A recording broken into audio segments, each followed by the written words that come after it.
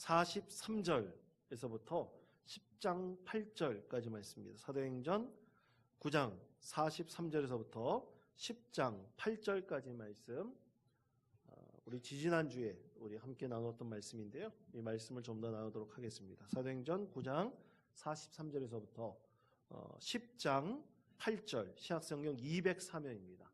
203면에 있는 말씀을 교독하겠습니다. 제가 먼저 읽겠습니다. 베드로가 욥바에 여러 날 있어 시몬이라 하는 무두장이의 집에서 머무니라.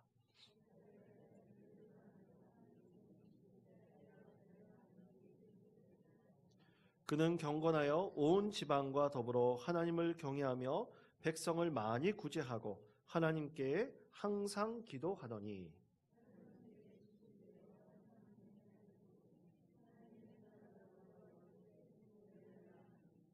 고넬료가 주목하여 보고 두려워 이르되, 주여 무슨 일이니이까? 천사가 이르되, 내 기도와 구제가 하나님 앞에 상달되어 기억하신 바가 되었으니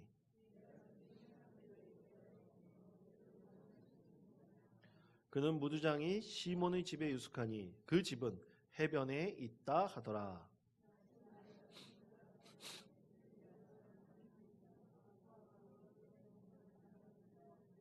(8절) 다 같이 읽겠습니다. 이 일을 다 이루고 욥바로 보내니라. 아멘.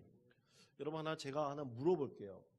우리나라 조선시대 때 가장 천대받던 사람들이 있었는데 그 신분이 어떤 사람들입니까? 뭐죠? 백자 들어가는, 백정입니다. 아주 똑똑하십니다. 이 백정이 가장 최하층 그런 계급이었죠. 백정이 하는 일은 이 동물을, 가축을 잡아가지고 가죽을 벗기고 그 고기나 뼈를 이제 내다 파는 일을 하죠.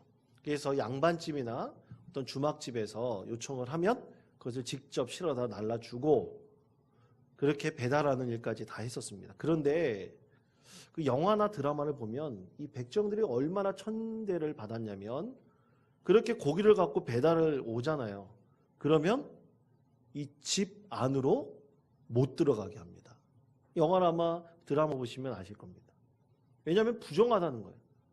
아주 천대받는 그런 사람들이었습니다. 더러운 사람들이라는 거예요.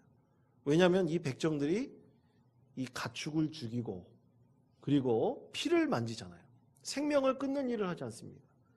그러니 이런 일들은 가장 천대받는 사람들이 해야 된다. 그렇게 여기고 이 사람들을 멸시하고 그렇게 비천하게 여겼던 것입니다. 그런데 여러분, 이 백정들이 얼마나 또 이 천대받는 사람들이었었냐면요, 이 참수형 있지 않습니까? 이 죄인들을 참수할 때 이 망나니가 망나니 춤을 추잖아요. 그런데 이 백정들이 만약 망나니로 할 사람이 없으면 이 백정들을 이용해 가지고 이 참수형을 시키는 집행관을 시켰다고 합니다. 그러니까 이 세상에 참으로 사람의 피를 만지는 것은 굉장히 멸시받고 천대받는 그런 사람들이었고, 사람 취급도 받지 못했던 그런 사람들이었었죠. 근데 오늘 말씀에서도 동일하게 이런 사람이 나옵니다. 여러분, 우리가 읽었던 9장 43절 말씀을 보십시오. 9장 43절 말씀 다 같이 읽겠습니다. 베드로가 욥바에 여러 날 있어 시몬이라 하는 무두장이 집에서 머무니라. 아멘. 자, 여기서 무두장이라고 되어 있잖아요. 무두장이가 뭡니까?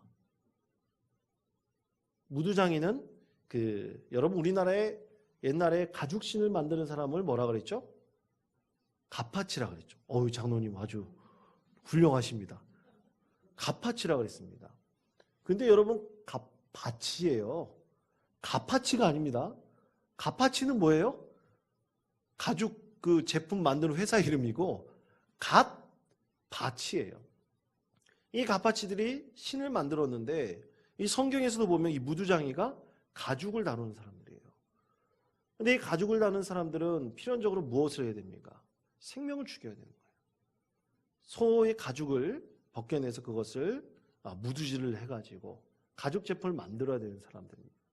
그래서 이스라엘에 있어서도 이 피를 만지는 사람들, 할 수 없이 가축을 죽여야 되는 사람들, 제사장 이외에 가축의 생명을 끊어야 되는 사람들은 멸시받는 사람들이에요. 시체를 만드는, 그리고 가축이 죽은 것을 만져야 되는 사람들이므로 이 이스라엘 안에서도 굉장히 멸시받는 비천한 사람들이었습니다. 그런데 오늘 베드로가 누구의 집에 거하여? 시몬이라고 하는 무두장의 집에 거하였다는 거예요. 참으로 이것도 놀라운 하나님의 은혜입니다. 우리는 이것을 통해서 복음의 본질이 무엇인지를 우리가 알 수 있습니다. 여러분, 복음의 본질은요, 복음에는 절대로 비천함이 없다는 것입니다. 여러분, 저를 따라해 주시기 바랍니다. 복음에는 절대로 비천함이 없습니다. 예, 그렇습니다. 여러분, 복음에는 절대로 비천함이 있을 수가 없습니다. 여러분, 유대인들의 정결 규정에는 이런 무두장애 같은 사람들이 다 비천한 사람들이에요. 생명을 끊고 피를 만지는 사람들을, 할 수 없이 이런 사람들은 다 더러운 죄인이라고 취급당했던 그런 사람들입니다. 그런데 오늘 이 시몬 베드로가 시몬이라는 이름을 가진 무두장의 집에 가가지고 유숙을 하면서 그것에서 놀라운 복음을 증거하고 있습니다. 하나님께서 바로 이러한 복음의 능력과 복음의 본질이 무엇인지를 그리스도인들에게 가르쳐 주시고 알려주시지 않는다면 결코 복음 안에서 이런 엄청난 놀라운 일들이 일어날 수가 없습니다. 어찌 더러운 죄된 자들과 유대인들이 함께 거할 수가 있겠습니까? 이것은 복음 안에서는 있을 수가, 복음 위에서는 절대로 있을 수가 없는 일이었던 것이죠. 여러분, 조선시대를 보십시오. 아까 말했던 조선시대에 그 백정들이 멸시받던 그런 시대에 대표적인 그들이 이 정신을 이끌었던 학문이 무엇입니까? 유학이었죠. 유교였습니다. 유학의 대표적인 학문이 성리학이지 않습니까? 이 성리학이 이 유교의 근반을 이루고 있는데요. 여러분, 조선시대 말기에 이 성리학의 반대에서 나온 학문이 있어요. 그건 실학이라고 합니다. 이 실학이라는 학문이 점점 이 조선 말기에 전국적으로 확산되기 시작하죠. 이 실학이라는 것은 이 성리학과 다르게 우리가 정말로 유용한 것, 실제로 우리의 삶에 있어서 정말로 필요한 것들을 연구하고 또 그것을 연구해가지고 많은 이렇게 가르치는 것, 학문이 바로 실학이에요. 이 실학에서는 이 대표적으로 기술과 과학 같은 것들을 중시할 수밖에 없었죠. 여러분, 실학자들 중에서 대표적인 사람이 누굽니까? 다산 정약용이죠. 목민심서를 쓴 다산 정약용. 그런데 이 실학이 성리학과는 반할 수밖에 없는 근본적인 이유가 있어요. 여러분, 성리학은요, 중국 중심의 사상입니다. 중국 중심의 세계관이에요. 모든 중심이 어디에 있느냐? 중국에 있어요. 이 중국에서 말하는 학자들의 모든 것들이 다 우리가 익히고 배워야 된다고 생각하는 거예요. 그러나 실학은 그렇지 않습니다. 그 지역의 문화와 그 지역의 사회 전반적인 것을 통해서 실생활과 우리에게 꼭 필요한 학문을 연구하는 것이 바로 실학이었던 것이죠. 그리고 다산 정약용의 목민심서를 보십시오. 이 실학의 근본은 민본주의입니다. 사람이 중심이에요. 그런 실학의 중심이 계속 확산되어져 있었기 때문에 서양의 학문을 직접적으로 받아들여야 된다 주장했던 사람이 바로 이 실학자들이었습니다. 그래서 실제로 서양의 학문의 대표적인 것이 이 성경이었습니다. 성경을 실제로 받아들여야 된다. 서양의 학문을 실제로 받아들여야 된다라고 주장했던 사람들이 바로 이 실학자들이었었고요. 그 실학자들 중 이 정약용의 유명한 형님이 있습니다. 정약종이라는 사람이 있습니다. 이 정약종이라는 사람은 천주교 순교자로서 아주 유명한 사람이죠. 천주교 신앙을 직접적으로 자기가 성경을 연구하다가 예수님을 믿게 돼요. 그래서 그가 천주교인이 됩니다. 그러면서 끝까지 신앙의 정조를 그가 어기지 않고 그가 결국 순교자의 대열에 들어서기도 합니다. 이런 조선 말기의 흐름에 따라 개신교도 들어오게 됩니다. 전에 한번 말씀드린 적이 있었는데요. 개신교가 들어올 때 우리나라에서 가장 특이한 것이 성경 말씀이 먼저 번역돼서 우리나라에 들어왔다고 했습니다. 그래서 성경 말씀을 읽은 사람들이 정말로 그 성경 말씀을 보고 성경 말씀을 통해서 예수님을 알게 되었어요. 여러분 놀랍지 않습니까? 이 성경 말씀을 그냥 읽는데 정말 복음의 본질이 무엇인지 그들이 알게 되었다는 것입니다. 그러면 여러분 꼭 성경 말씀을 읽으시기 바랍니다. 성경 말씀 안에 참된 진리가 있습니다. 그렇게 성경 말씀을 읽다 보면 정말 복음의 본질이 무엇인지 우리가 깊이 깨달을 수 있는 것이죠. 그렇게 처음 우리 개신교의 선조들은 이 하나님 말씀을 읽고 그것을 통해서 정말로 믿음을 알게 됐고요. 예수님을 자신의 주님으로 영접하게 되었던 것입니다. 그런데 이렇게 기독교가 이루어지기 시작하면서 그들의 심령 가운데 가장 중요한 근간을 잃었던 것이 있어요. 정말로 하나님 말씀을 듣고 하나님 말씀을 읽고 누구에게 복음을 전해드는 것도 아닌데 이 하나님 말씀을 읽고 그 말씀을 그대로 믿은 우리 신앙의 선조들이 처음부터 받아들인 것이었어요. 그것은 바로 신분의 차별이 없는 것이었습니다. 우리 신앙의 선조들이 신앙을 받아들일 때 정말로 말씀을 통해서 들은 선조들의 가장 중심적인 것은 신분에 의해서 차별하지 않고 그 모든 사람들을 다 똑같이 믿음의 형제 자매들로 받아들였다는 것이에요. 여러분 그것은 참으로 놀라운 복음의 능력입니다. 여러분도 아마 들어본 적이 있으실 거예요. 이런 대표적인 우리 신앙의 선조들의 너무나 아름다운 이야기들이 전해지고 있는데요. 그 중에 대표적인 이야기가 바로 조덕삼 장로님의 이야기입니다. 여러분 조덕삼 장로님은 여러분 기역자교회라고 한번 예전에 말씀드린 게 있었죠. 금산교회. 제가 대예배 설교 때 한번 금산교회를 한번 직접 사진을 보여드린 적이 있었습니다. 이 금산교회가 이 기역자로 되어 있잖아요. 그런데 금산교회가 기역자로 되기 전에 있던 교회, 그것은 이 조덕삼 씨, 그때는 이제 믿는 사람이었으니까 예수님을 믿는 사람이 이 성도의 사랑방에서부터 교회가 시작되었어요. 금산교회가 그렇게 깊은 역사를 가지고 있는 교회입니다. 그렇게 조덕삼의 이 성도가 그때 당시에 마방을 운영을 했어요. 이 마방을 운영해가지고 굉장히 부자였습니다.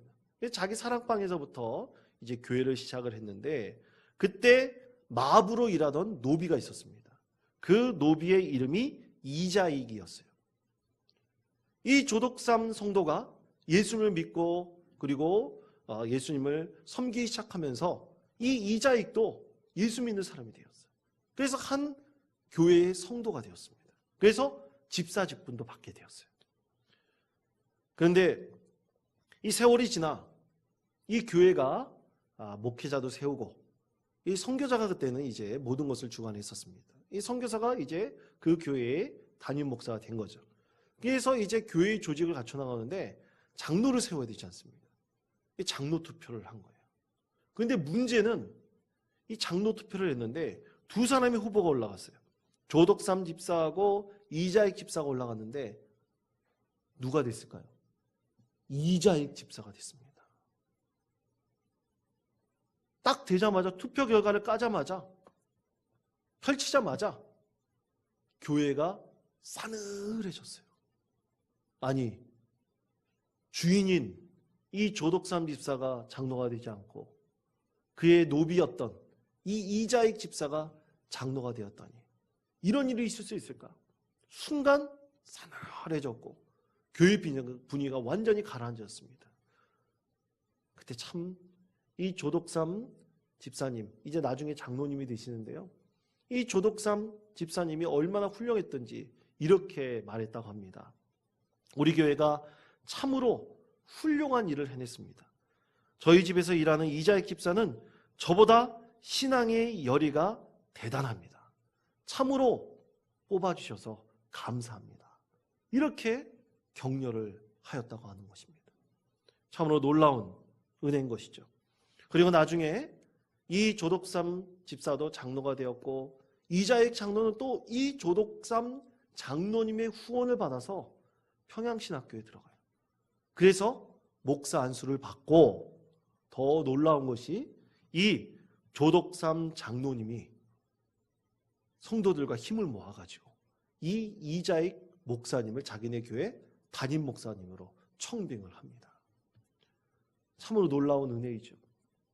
어떤 이런 놀라운 일들이 교회 안에서 있을 수 있겠습니까? 그것이 바로 복음의 본질이 바로 그렇기 때문인 것입니다. 복음의 능력이 나타났기 때문입니다. 그런데 여러분, 이 신앙의 전통이 나중에 2005년에는 더 아름답게 피어났어요. 2005년 4월 29일 대전신학대학교에서, 이 대전에 있는 그 대전신학대학교에서 이자익 목사님, 고 이자익 목사님의 그 전기를 출판하는 기념식이 있었습니다. 이 기념식에 이 조덕삼 장로의 후손인 고 이재영 장로님도 초청이 되었고요. 또 이자익 목사님의 손자인 고 이규환 장로님도 초청이 되었어요. 그래서 조세영 장로님, 그때 조세영 장로님은 금산교회의 이 3대째 장로를 그가 이제 하고 있었고요. 또 국회의원이었고 주일 대사였기도 했습니다. 이 조세영 장로님이 먼저 축사를 하였어요. 이 답사를 이 이자익 목사님의 손자인 고 이규환 장로님이 하게 되었습니다. 이분도 참 하나님의 축복을 받아가지고요, 이 카이스트 대학교 고분자화 교수이기도 했다고 합니다.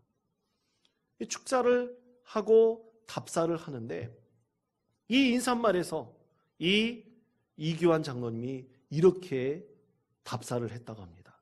우리 할아버지께서는 주인을 잘 만났습니다. 만약 우리 할아버지께서 주인을 잘못 만났다면 우리들도 없고 우리 할아버지도 안 계셨을 것입니다.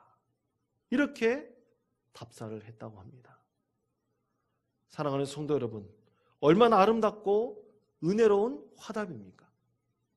오직 이것이 믿음 안에서 이루어질 수 있는 것이고 이것이 바로 복음의 능력입니다.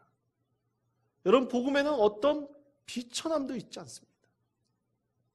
선교 현장에 가서 함께 선교를 하지 않습니까? 성도들이 정말로 자기의 그 비용을 스스로 감당하면서 그 자리에 선교를 해서 가잖아요. 가면 정말 그 자리는 존귀함과 비천함의 그런 차이가 없습니다. 아무리 자기가 사회적으로 명망이 있고 또 많은 사람들에게 존경을 받는다 할지라도요, 선교에 담당하는 이끌어가는 그 지도자들이 가서 발을 씻겨 주십시오. 그러면 정말로 더럽고 냄새나는 그곳에 가 있는 그 원주민들의 발을 씻겨줘야 돼요. 여러분, 머리를 한번 감겨주면요, 정말 기겁을 합니다. 이가 있는 것은 둘째치고 얼마나 머리를 감지 않았는지 머리가 물에 먹지 않을 정도예요. 그러면 그 사람 머리를 감겨주라 그러면 가서 감겨주어야 됩니다. 아무리 자기가 이 나라에서 사회적으로 위치가 있고 뭐든 간에 상관없습니다. 똑같이 복음을 위해서 노력을 하고 똑같이 기도하고 똑같이 잠자리 들고 똑같이 하나님께 주신 그 사역을 끝까지 감당하는 거예요. 그 가운데 하나님의 은혜가 있는 것입니다. 그 가운데 하나님께서 우리를 얼마나 사랑하시고 그 가운데 우리에게 은혜를 베풀어 주시는지를 우리가 깊이 경험할 수가 있는 것입니다. 그것이 바로 복음의 현장 가운데 하나님 은혜가 충만히 임합니다. 그렇기 때문에 우리는 복음의 능력에 힘입어서 어디를 가든지 예수 그리스도를 증거해야 될 것이고 복음에는 결코 비천함이 없다는 사실을 우리가 담대하게 증거할 수가 있는 것입니다. 그러므로 성도 여러분, 복음에 어떻게 거리낌이 있을 수 있겠습니까? 지지난주 제가 복음에 장벽이 없습니다라는 수요기도의 말씀을 통해서 오늘 말씀 우리가 읽은 이 고넬로에게도 하나님의 천사가 임하여서 이 베드로에게 사람을 보내서 나중에 베드로를 통해서 복음을 듣게 되죠. 이게 다음 주에 전할 하나님의 말씀입니다. 그런데 여러분, 이 고넬로라고 하는 사람도 이방인이지 않습니까? 복음에는 어떤 거리낌도 있을 수 없고요, 장애물도 있을 수 없습니다. 차별이 있을 수가 없습니다. 그러면서 모든 사람들이 이 세상 모든 하나님의 자녀 되기를 원하는 자들에게 복음은 증거되는 것이고 그 영혼을 하나님께서 구원하시기를 간절히 원하고 계시는 것입니다. 그러므로 성도 여러분, 우리가 복음을 전할 때요, 반드시 복음의 능력이 나타나고요, 그 가운데 성령의 충만한 기쁨을 누릴 수가 있습니다. 감사를 경험할 수가 있습니다. 내 삶의 원동력이 내 자신에게 있는 것이 아니라 그것은 바로 하나님께로부터 나온다는 것을 우리는 복음의 현장 가운데서 우리는 깨달을 수가 있는 것입니다. 그러므로 사랑하는 성도 여러분, 늘 복음의 능력을 힘입어 살아가시는 우리 성도님들 되시길 바랍니다. 우리가 간절히 기도하고 바라면 하나님께서 우리를 사용하실 것입니다. 그때가 분명히 있을 것입니다. 그때 여러분, 오늘 하나님께서 이 무두장의 집에서도 임하는 놀라운 복음의 능력이 나를 통해서 반드시 이루어지게 해달라고, 그것이 순종할 수 있는 믿음의 사람이 되게 해달라고 여러분 결단하시고 기도하시기를 바랍니다. 반드시 여러분의 삶의 자리에서 이루어집니다. 복음의 능력이 분명히 나타납니다. 지난주에 오셨던 그 선교사님, 여러분 생긴 거 한번 보십시오. 저는 몇 년 전에 한번 봤는데 조폭인 줄 알았습니다. 처음에 못 알아봤어요. 머리를 막 빡빡 깎고 왔길래, 아니 형님 왜 이렇게 머리가 다 벗겨졌습니까? 그랬는데 자기가 중국에 살다 보니까 중국 사람을 닮아간대요. 그런데도 기쁨으로 복음을 전하는 것을 봤을 때, 야, 이 복음의 능력이 아니고선 저렇게 사람을 바꿀 수가 없구나 라는 것을 깨닫게 되었습니다. 사랑하는 성도 여러분, 꼭 믿음 안에서 승리하시고 복음에는 결코 비천함이 없으며 어떠한 장애물도 없고 어떠한 꺼리낌이 없으며 그 안에서 오직 복음의 능력이 나타나며 모든 사람을 구원에 이르게 하는 것이 하나님의 뜻이라는 것을 여러분 꼭 기억하시며 여러분을 통해서 하나님께서 복음의 능력이 나타남을 믿고 의지하시기를 바랍니다. 꼭 복음을 위해서 살아가는 우리 모든 성도님 되시기를 바랍니다. 그래서 그것을 위해서 우리 교회가 새로워지고 하나님의 충만한 믿음의 교회 이루시는 우리 모든 성도님 되시기를 간절히 축원드립니다.